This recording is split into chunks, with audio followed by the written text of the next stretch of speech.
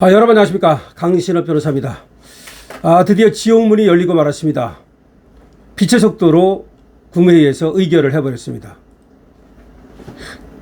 8.17 전당대회를 앞두고 민주당은 형사법 개정안, 검찰 사건 완전 박탈, 이거를 빛의 속도로 밀어붙였습니다. 그리고 이재명은 민주당 전당대회를 앞두고 빛의 속도로 의결을 해버렸습니다. 좀 갖고 있을 수도 있는데 그냥 바로 통과를 시켜버렸습니다. 이재명은 그러면서도 뻘소리를 했습니다.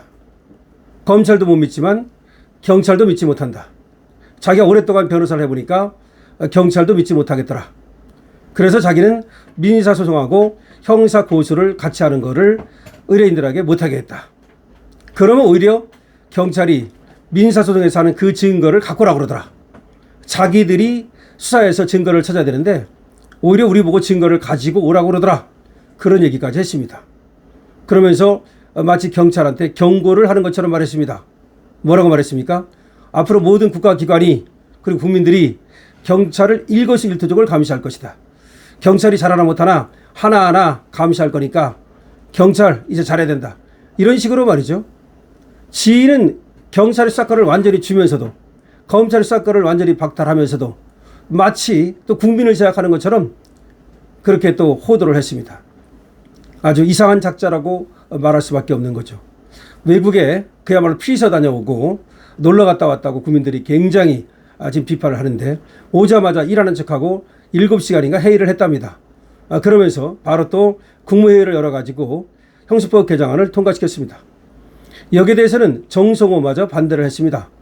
정성호가 반대한 이유가 여러 가지 있겠지만 형사법 개정안 이거에 대해서 정성호는 그래도 법조인적 양심이 있어서인지 아니면 지가 법무장관이기 때문인지 하여튼 간에 이 통과를 반대했습니다. 그런데 민주당이 밀어붙였습니다. 그러자 정성호가 사표를 냈던 겁니다. 그런데 우습게도 지금까지도 사표가 수리되지 않고 있습니다. 그러다 보니까 짜고 치는 거다. 정성호가 저거 이거 문제될 거 알고서 나중에 깜빵할 때 나는 그래도 반대했다 라고 하는 명분을 만들기 위해서 짜고 치는 고스톱이다. 정말로 사표할 것 같으면 이재명이 사표를 수리해 줘야 되는 거고 수리를 안 하면 말이죠. 자기가 목리를 부리면 되는 거 아닙니까? 출근 안 하면 되는 거 아닙니까? 그럼 어떻게 할 거야? 그러니까 정성호는 저거는 지가 나중에 문제되는 것을 피하기 위해서 꼼수를 부리는 거다.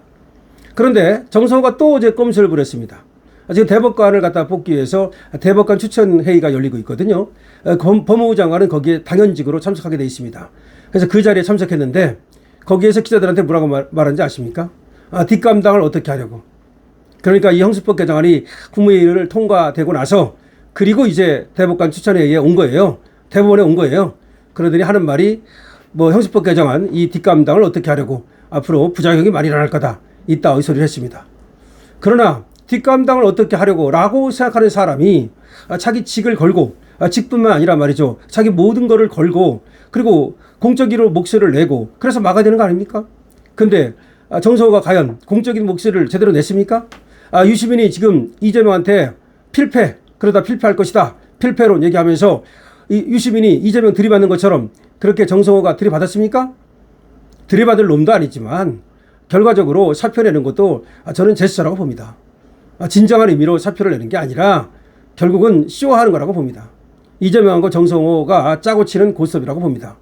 그러니까 결국은 이 형사법을 개정안을 통과시킨 거는 그것입니다. 이번에 8.17 전당대회 이거를 통과시키지 않으면 이재명한테 그 민주당의 핵심 핵코어라고 하는 애들이 불만을 가질 수 있다 이거죠. 다시 말하면 표가 떨어진다. 특히 호남표라든지 이런 거 떨어진다. 그래서 이 법을 통과시키는 것이 김민석이 당대표 만드는데 유리하다라는 결론을 내고서 이렇게 밀어붙이는 겁니다. 호남 반도체라는 것도 그렇게 빨리 서둘러 가지고 400조, 800조를 투자하겠다.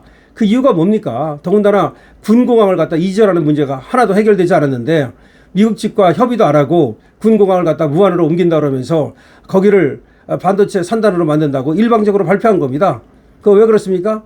8.17 전당대회 이제 2주밖에 안 남았네요. 그것 때문에 그러는 겁니다. 그것 때문에 그러는 거야. 거기서 김민석이가 당대표 안 되면 정청래가 당대표 되면 자기가 탄핵당하고 재판 재개되고 쫓겨날지도 모른다는 두려움 때문에 오로지 그것 때문에 지금 저렇게 밀어붙이고 있는 겁니다.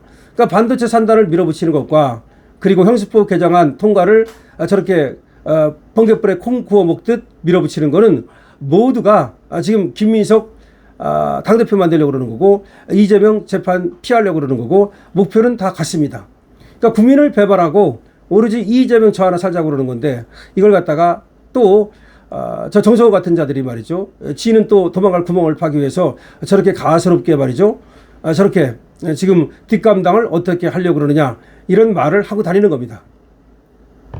그러니까 이재명이 마치 경찰한테 경고를 국무회의에서 보내는 것이나 정성호가 저렇게 또 뒷감당을 어떻게 하려고 하느냐라고 말하는 것이나 진정한 가슴에서 우러나오는 말들이 아닙니다. 그것들은 어떻게든지 국민을 속이기 위해서 국민의 눈을 가리기 위해서 국민의 입을 틀어막기 위해서 그렇게 국민을 선전선도하고 있는 겁니다. 그러나 그 모든 것이 다 실패로 돌아갈 수밖에 없을 겁니다. 이재명은 이제 지옥의 문을 열었습니다. 판도라의 상자를 열었습니다. 여러분 국민의 분노는 어디에서 출발하는지를 알아야 됩니다. 국민의 분노는 추상적인 거에서 출발하지 않습니다. 우리가 진실과 정의와 이런 걸 말하면서도 그런 것들은 사실상 멀리 있습니다. 때로는 남의 얘기입니다. 그런데 저 정책이 이재명 정부가 하는 게 나한테 직접적인 피해를 끼칠 때 나의 손해가 될 때 그때 국민들은 달라집니다. 그래서 결과적으로 국민이라고 하는 것도 추상적인 의미고 국민도 이런 국민 있고 저런 국민 있고 A, B, C, D 다 다르단 말이야. 그렇기 때문에 원래 국민이라는 것은 너무 추상적이라다 그런 얘기가 있어요. 그래서 국민을 믿고 추상적인 국민을 믿고 정치하는 것만큼 또 어려운 것도 없다 이런 말도 있는데 맞습니다. 국민도 여러 국민이 있고 여러 찔이 있고 그리고 여러 유형이 있는 겁니다. 그런데 하나 분명한 건 뭐냐 내 주머니에서 돈 나갈 때 나한테 피해가 될 때 이때는 즉각적인 반응을 드러낸다는 겁니다. 근데 이재명이가 지금 또 부동산 세제를 개편해 가지고 말이죠. 한 채 집 있는 사람도 뭐 똘똘한 한 채라는 이유로 지금 중과하겠다는 거 아니겠습니까? 양도세 중과도 모자라서 보유세를 증가하겠다는 거 아니겠습니까? 마포에 17억짜리 집만 갖고 있어도 말이죠. 보유세가 300만 원대에서 700만 원대로 2배가 됩니다. 그렇게 이제 세금이 집 갖고 있는 거에만도 세금이 엄청나게 붙게 됩니다. 이거 엄청난 파장을 불러일으킬 겁니다. 이것뿐만이 아닙니다. 지금 쟤들이 세제를 갖다가 계속 손을 대고 있는데 세금에 손을 댄다는 것만큼 어리석은 게 없는 겁니다. 근데 저것들이 왜 그렇게 할 수밖에 없느냐? 아시지 않습니까? 세수는 이제 부족해집니다.